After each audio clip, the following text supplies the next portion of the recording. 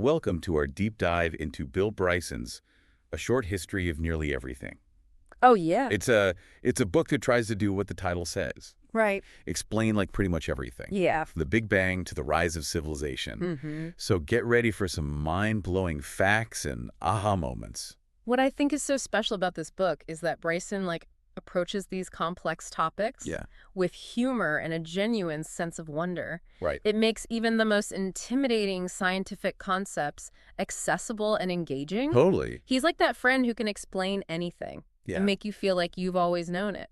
Exactly. He starts with this simple but really profound observation, you know? It's kind of amazing that we exist at all. Yeah. When you think about it. It's true. We're made up of these tiny particles called atoms. Right. And yet somehow they all work together to make us Willis. It's a great way to set the stage. Yeah. It reminds us that even the most fundamental aspects of existence are still kind of shrouded in mystery. Totally. And Bryson, with his infectious curiosity, invites us to explore these mysteries right alongside him. I love that he even talks about his own childhood fascination with science. Yeah. You know, how he would just pore over these illustrations in books. Mm-hmm. But he always felt a bit cheated. Right. Because the explanations never quite satisfied his curiosity. Yeah. He wanted to know not just what we know, but how we came to know it. And that's exactly what he does in this book. Yeah. He takes us behind the scenes of some of the biggest scientific discoveries, revealing those often overlooked stories of the brilliant and sometimes eccentric minds that shaped our understanding of the universe. Like Arno Penzias and Robert Wilson. Oh, yeah. Who stumbled upon this cosmic microwave background radiation. Right. While they were trying to get rid of static in their giant antenna. Talk about a happy accident. Seriously. They basically found the faint echo of the Big Bang. It's incredible. Their discovery totally revolutionized cosmology. It gave us this glimpse into the universe's earliest moment. It's hard to even imagine. Bryson uses this analogy. Okay. Comparing it to looking down from the 100th floor of the Empire State Building. Okay. So the farthest galaxies we could see before were the 60th floor. Quasars were the 20th floor. Okay. But this discovery took us almost to the street level. Wow. Just a fraction of an inch above the moment of the Big Bang. That's incredible. And then there's this whole concept that the universe is finite but unbounded. Right. Meaning that even if you traveled in a straight line forever, you wouldn't hit a wall. Right. You'd eventually end up back where you started. It's like walking around the Earth. Yeah. Except on a cosmic scale. Exactly. This is where Einstein's theory of relativity comes into play, but we'll get into that a bit later. Right, sounds good. For now, let's zoom back into our own solar system. Yeah. Where Bryson debunks this common misconception that Pluto marks the outer edge. Poor Pluto. It turns out it's not even the biggest thing out there in the Kuiper Belt. Right. This region of icy bodies beyond Neptune. There's Eris, which is actually more massive. Yeah. And who knows how many others we haven't even discovered yet. It's amazing. And then there's the Oort cloud. Right. This vast spherical shell of icy objects that stretches out incredibly far.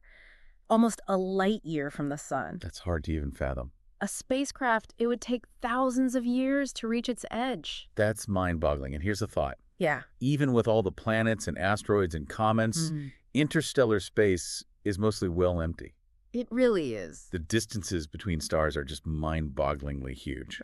Even getting to our nearest stellar neighbor, Proxima Centauri, would take tens of thousands of years with our current technology. It really puts things into perspective. It does. It highlights how much we still have to learn about our own cosmic neighborhood, let alone the vast expanse of the universe beyond. Well, speaking of learning, Bryson takes us on this fascinating journey through the history of geology. Okay. Starting with James Hutton. Oh, yeah. He's considered the father of the field. Yeah. His work was revolutionary. It was.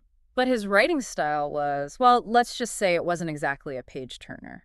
It makes you wonder how many other brilliant insights are buried in obscure academic texts. Right. Just waiting to be unearthed and shared with the world. That's true. But for now, let's stick with Earth. Right. And delve into this captivating world of fossils. Oh, yeah. Where Bryson's storytelling really shines. He tells this great story about the first dinosaur bone found in America. Yeah. which was completely overlooked for decades Later. because nobody knew what it was. That's wild. It's a great reminder that scientific understanding evolves over time. It does. And sometimes discoveries are made before we even have the context to fully appreciate their significance. Exactly. But thankfully, the world of paleontology has had some truly remarkable figures who helped bring these ancient creatures to life. Like Mary Anning.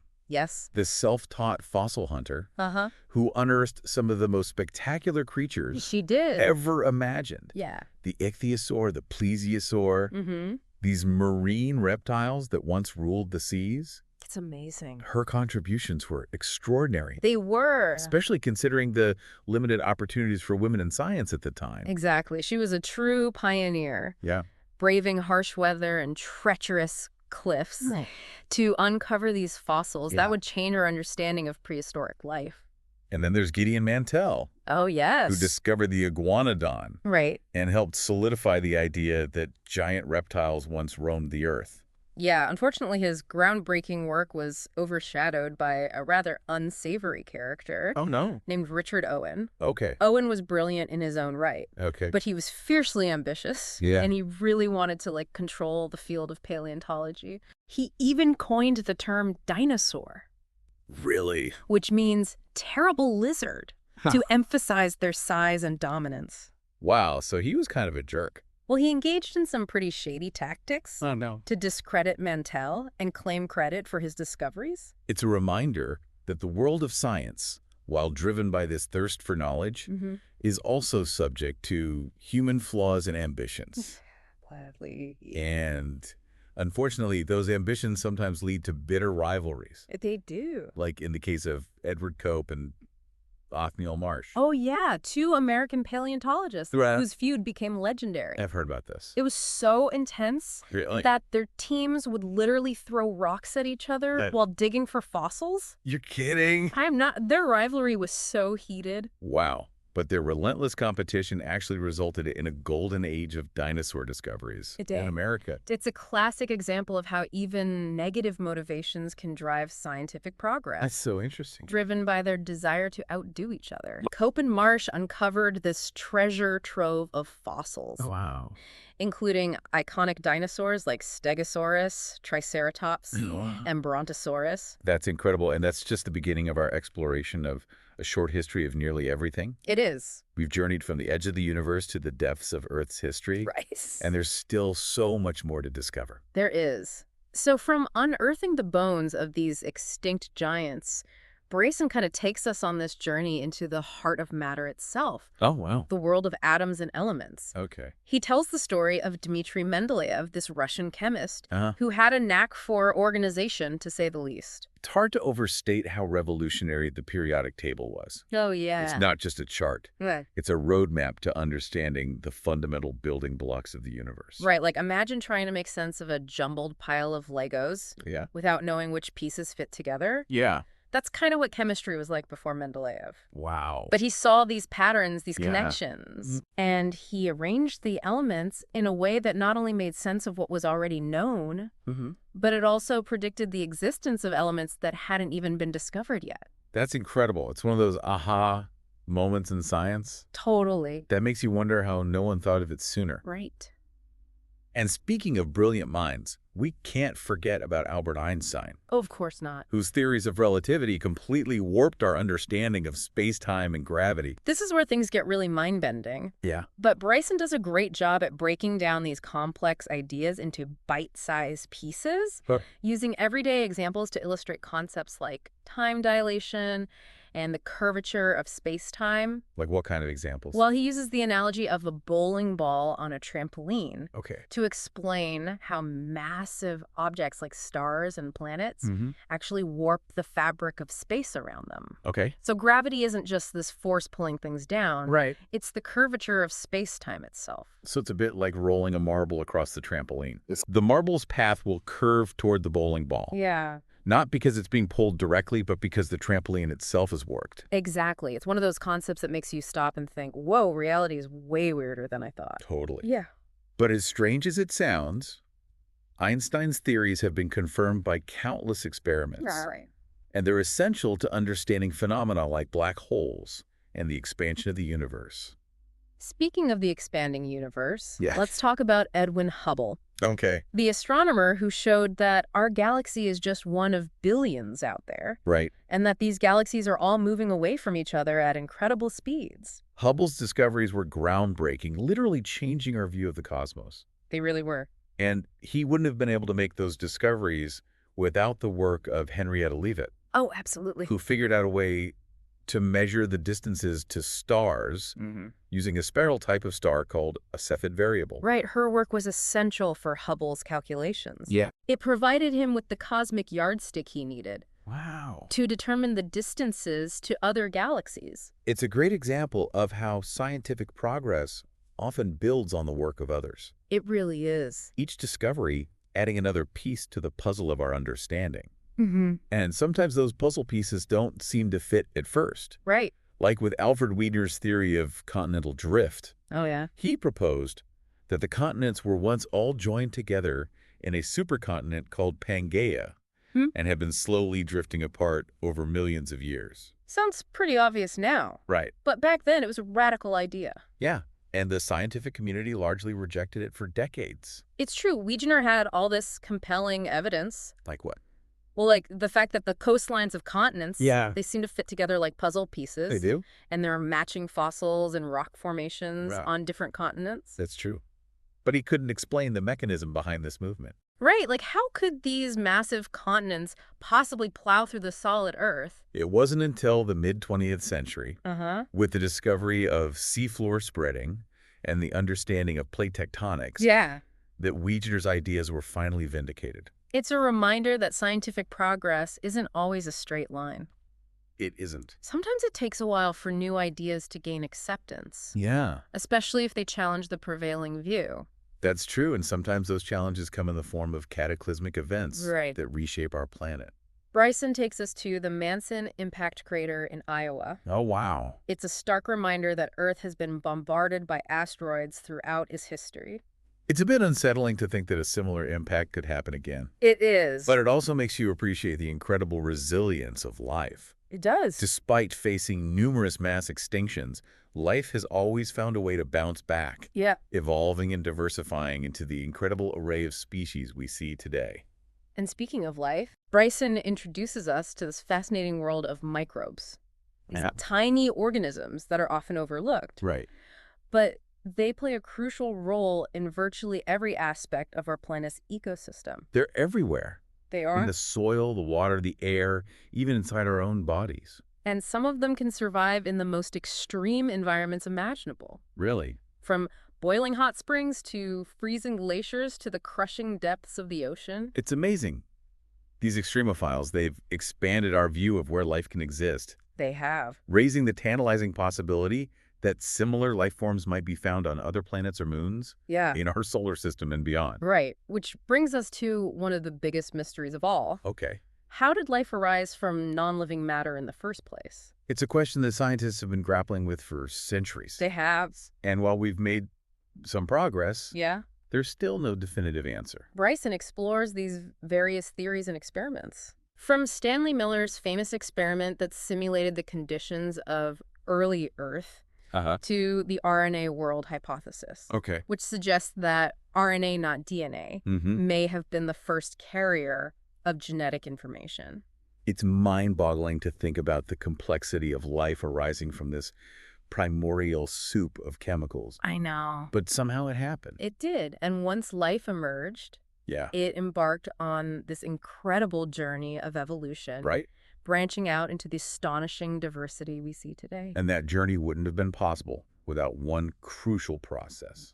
What's that? Symbiosis, Oh, right. where different organisms team up for mutual benefit. Yeah, like take mitochondria, the powerhouses of our cells. Right. They were once free-living bacteria Really? that were engulfed by other cells, Wow. eventually becoming this integral part of eukaryotic cells, Wow. the building blocks of all plants and animals. It's a beautiful example of how collaboration and interdependence have shaped the evolution of life on Earth. And speaking of evolution, Yeah. Bryson takes us on this whirlwind tour of the history of life. Oh. From the first single-celled organisms to the emergence of complex plants and animals. He introduces us to the groundbreaking work of Carl Woese, Okay. who revolutionized our understanding of the tree of life Yeah. by discovering this third domain of life, Okay. the archaea, distinct from bacteria and eukaryotes. It was a major paradigm shift. It was. Showing that life on Earth is even more diverse and interconnected than we thought.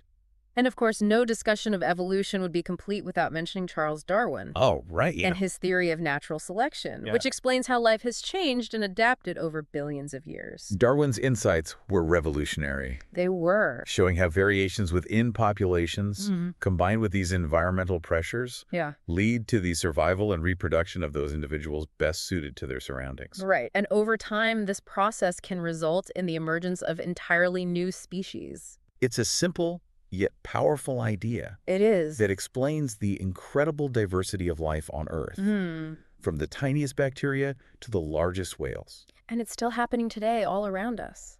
Like? Well, think about antibiotic-resistant bacteria. Oh, yeah. Or pesticide-resistant insects. Right. Those are examples of evolution in action. Wow. Driven by human activities that are altering the selective pressures in the environment. That's fascinating. And speaking of humans. Yes. Bryson dedicates a significant portion of the book to our own evolutionary journey. He does. Tracing our lineage back to our primate ancestors. He explores the fossil record, the genetic evidence, and the ongoing debates about the origins and migrations of early humans. He takes us to iconic sites like Litoli in Tanzania. Oh, yeah. Where the footprints of early hominids preserved in volcanic ash provide this tangible connection to our distant past. And he delves into the complex and often controversial story of Neanderthals, our close cousins who lived in Europe and Asia for hundreds of thousands of years before disappearing about 40,000 years ago. Were they outcompeted by modern humans? Yeah. Did they interbreed with us? I mean, the evidence is still being debated. Okay. But one thing's clear. What's that? Neanderthals were far more sophisticated than we once thought. Really? Capable of complex thought tool-making. Wow. And even art. That's incredible. Their story is a reminder that human evolution is not this linear progression. It's not. But a complex tapestry of branching lineages, migrations, and interactions between different hominid species. And ultimately, it's a story that is still being written. That's a great point. Yeah. We are the product of billions of years of cosmic and biological evolution. We are. And our journey is far from over. Yeah, it really is incredible to think about, you know, the vastness of time and the complexity of life's journey from those first single-celled organisms. To the emergence of humans who can actually, like, contemplate their own existence. It's pretty amazing. It is. But as Bryson points out, the more we learn, the more we realize how much we still don't know. That's the beauty of science, isn't it? It is. It's this never-ending quest for knowledge. Right. This constant exploration of the unknown. And Bryson leaves us with plenty to ponder. He does. Highlighting some of the biggest unsolved mysteries that continue to challenge our understanding. Yeah. One that really struck me was the question of how life actually arose from non-living matter. Yeah. We've talked about Stanley Miller's experiments and the RNA world hypothesis. But that leap from a primordial soup of chemicals to a self-replicating, evolving organism. I know. It's still mind-boggling. It really is. It's a puzzle with many pieces. It is. And scientists are still trying to figure out how they all fit together. Exactly. Like, how did those basic building blocks, amino acids, nucleotides, assemble themselves into the complex machinery of a living cell? It's a great question. And how did the genetic code even arise? And how did the first cells harness energy and reproduce? Yeah, it pushes the boundaries of our current scientific knowledge. It does. And it's a question that could revolutionize our understanding of life itself. And then there's the question that has fascinated humans for centuries. What's that? Are we alone in the universe? The search for extraterrestrial life is one of the most compelling and challenging endeavors in science. It is. We've discovered thousands of planets orbiting other stars. Right.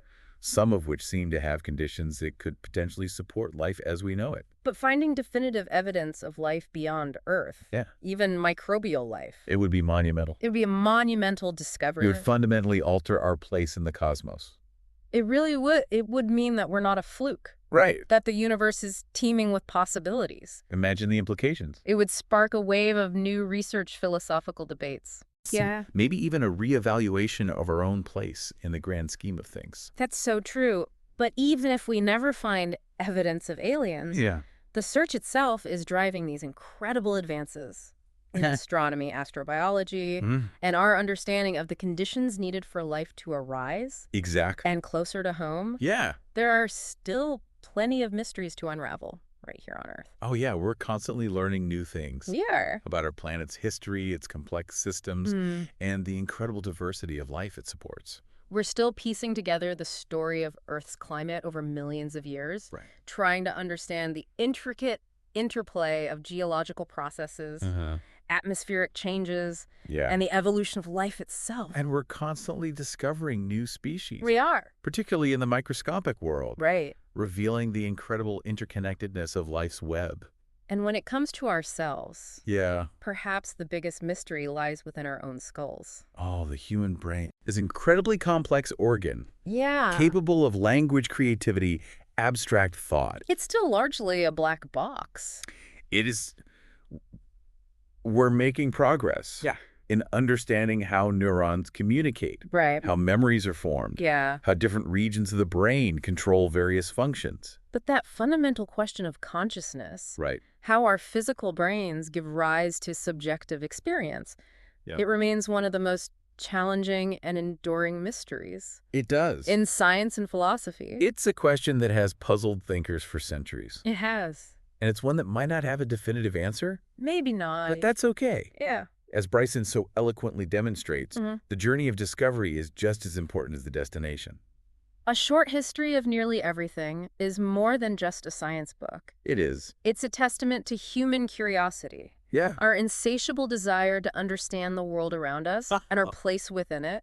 It's a reminder that science is not just this collection of facts, but an ongoing process of exploration, full of surprises, setbacks, and moments of awe-inspiring discovery. It's about asking questions. It is. Challenging assumptions and embracing the unknown. And it's about recognizing that even in the face of so much we don't know, there's a certain beauty and wonder. There is. In the sheer complexity and interconnectedness of the universe. Absolutely. So if you're ready to embark on a journey through the history of nearly everything, from the Big Bang to the intricacies of life on Earth, join Bill Bryson on this exhilarating journey through the history of nearly everything. Learn more now